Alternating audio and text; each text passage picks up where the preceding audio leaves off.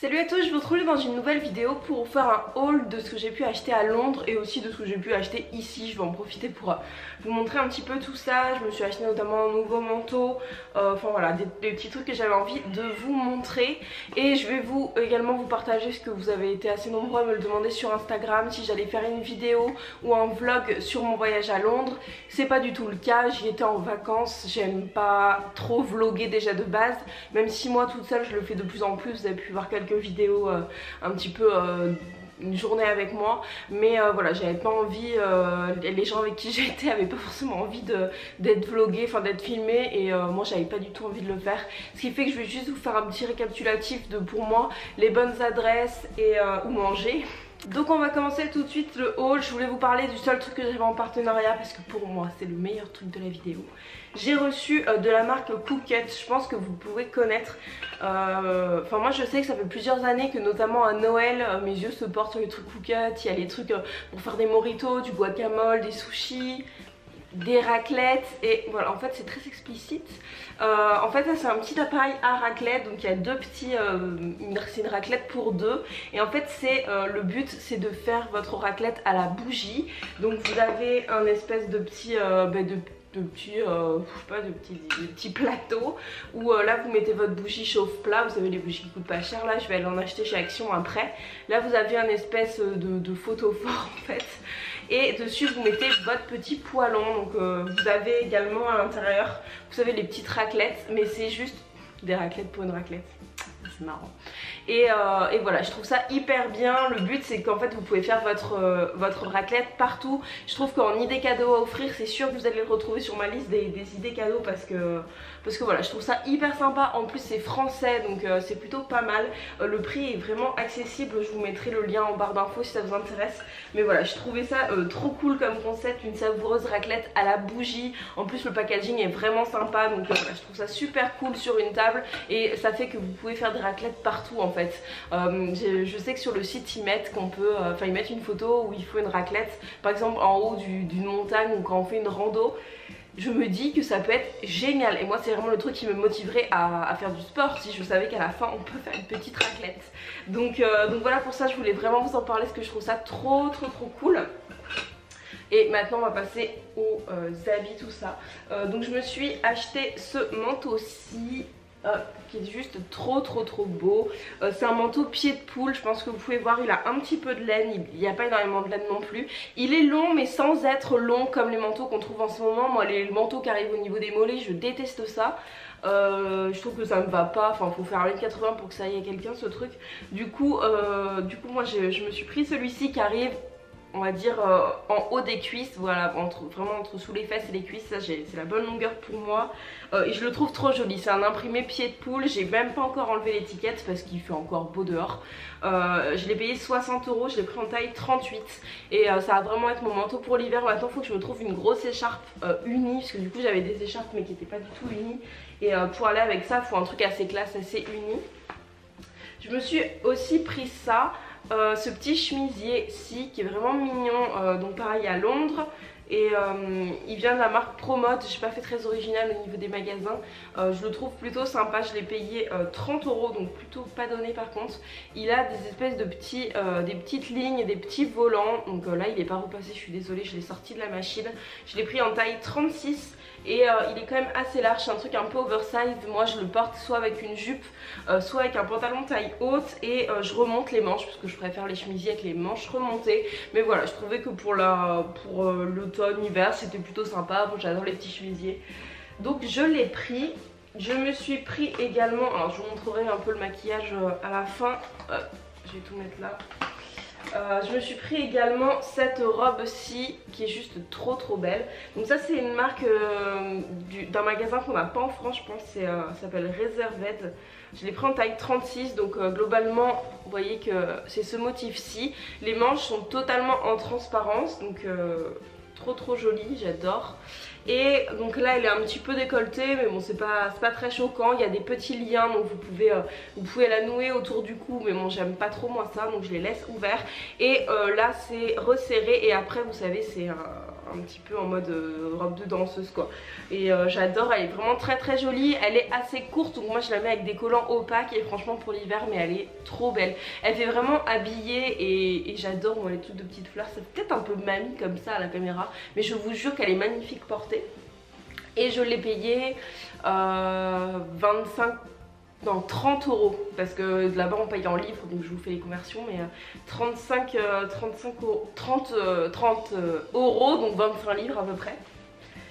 Ensuite je me suis pris ce fond de teint qu'on n'avait pas du tout en France, enfin moi je l'ai jamais vu, qui était pas très cher, un fond de teint de chez Clarins, le Everlasting Youth Fluid en teinte 109. Je l'ai pas encore essayé donc je peux pas vous en parler, il est comme ceci. Le packaging est juste trop beau et là vous avez un flacon pompe en fait.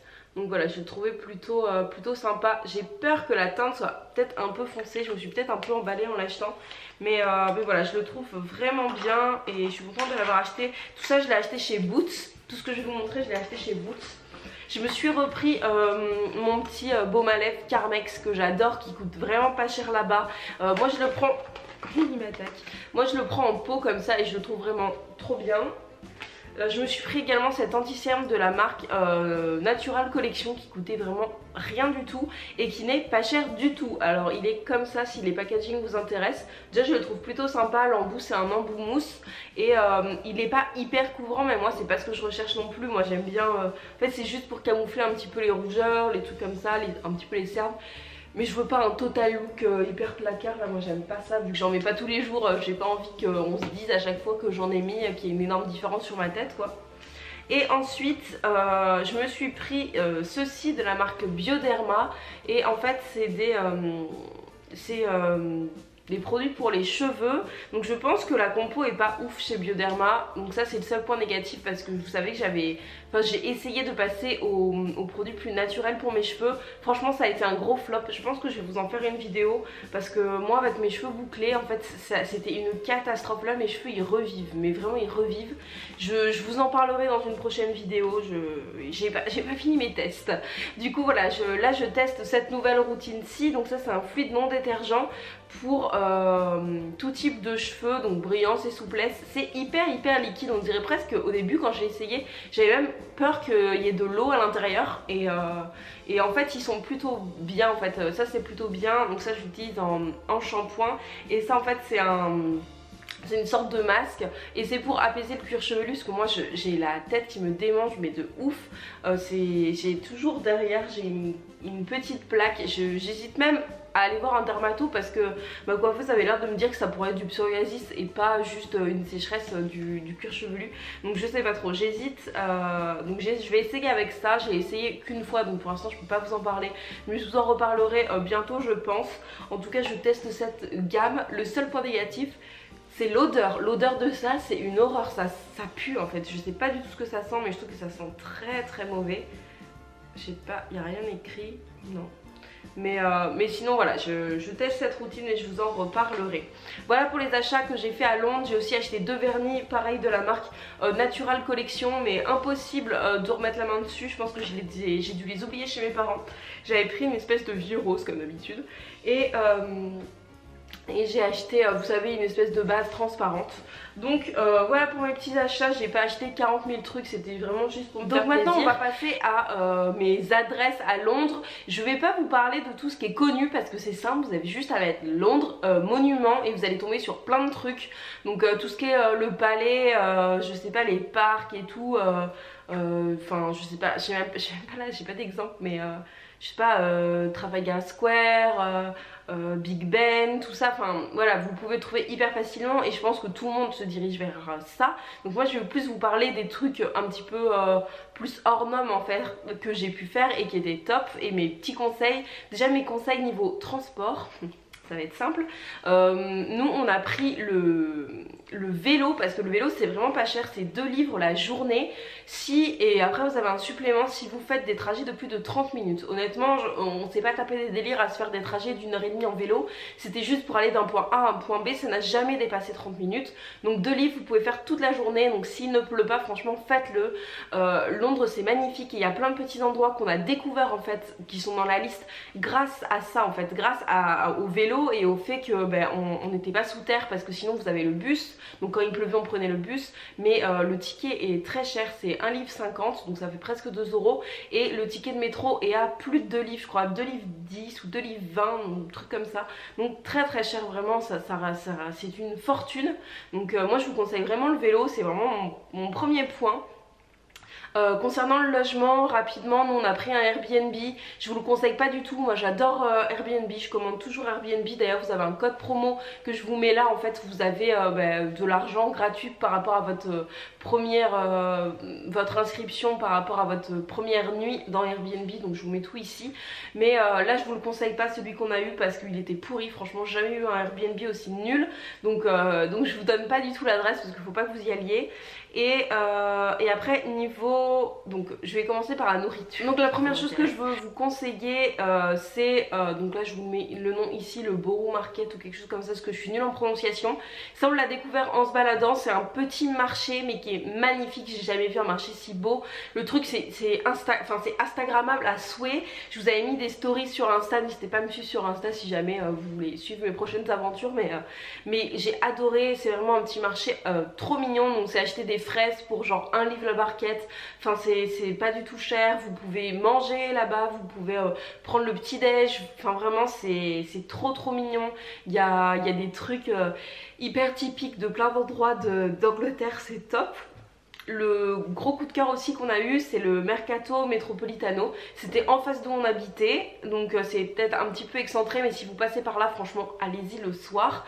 Globalement vous arrivez, enfin pour ceux qui habitent à Bordeaux, je trouve que ça ressemble vachement à Darwin et c'est un truc un petit peu, je dirais pas que c'est bobo mais vous savez c'est un peu pour les travailleurs, pour à la fin du travail. Et en fait le système c'est une grande halle mais très grande avec plein de petits stands de bouffe et d'alcool de plein de pays différents et après des tables de cantine au milieu et tout le monde mange ensemble.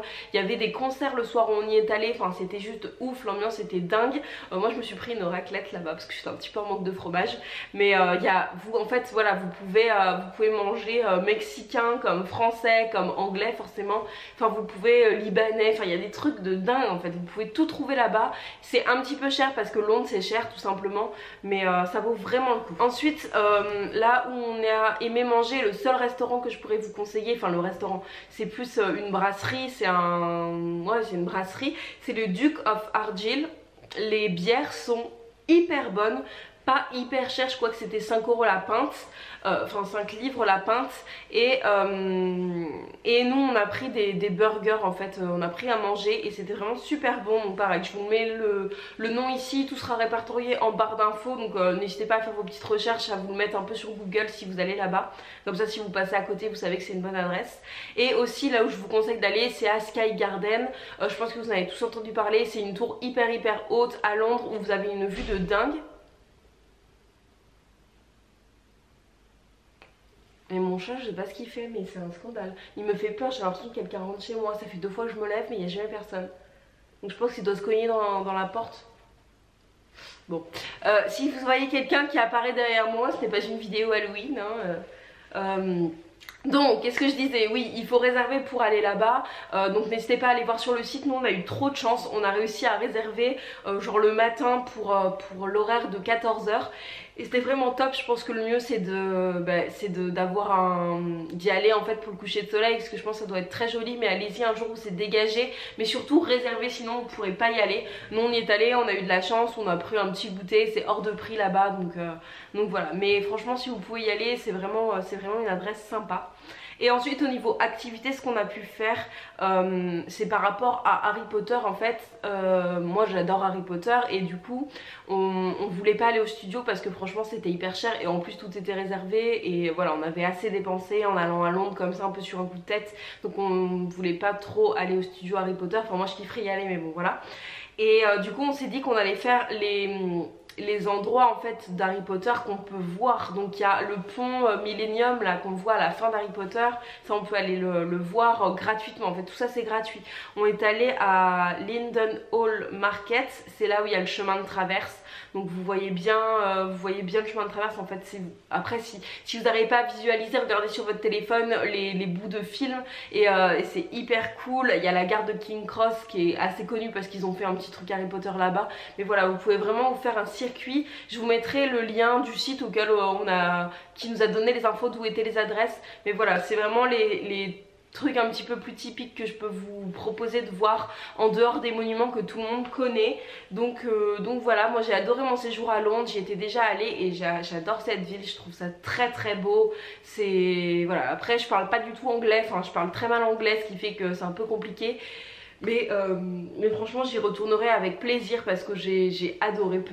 Ça fait 2 fois que j'y vais en octobre, donc chaque fois il fait pas très beau. Même si on a eu de la chance, on a eu juste une soirée de pluie où là on a pris le bus du coup.